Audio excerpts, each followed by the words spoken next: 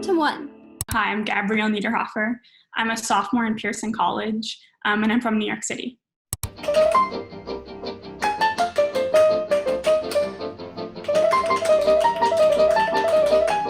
I have been dancing my entire life in New York City, and then when I got to Yale, I took a class called Dance and Black Popular Culture, taught by Brian Siebert, and that really opened my eyes to tap dance's history. So I became involved with the head of dance at Yale, Emily Coates, and I proposed an idea to her saying, what if we started a dance festival at Yale dedicated to presenting vernacular dance forms?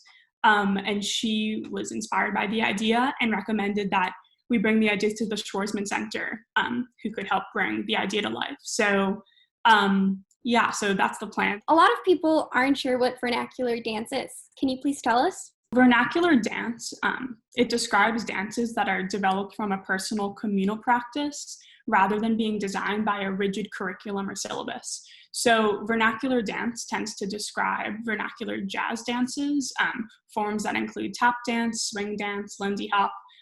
So a lot of these forms are very social and they're very interconnected with music and the history of jazz.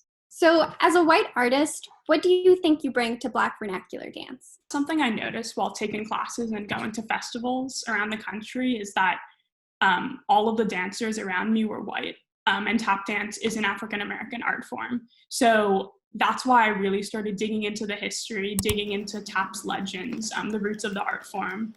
With my independent study with Emily Coates, it was about talking about the appropriation of Black art forms. So I think, one, I'm trying to start conversations about this. I think a lot of people aren't necessarily talking about that because it's kind of a difficult conversation to have. So that's something I'm really interested in exploring with the dance festival at the Schwarzman Center, is how can we facilitate these conversations in a meaningful way.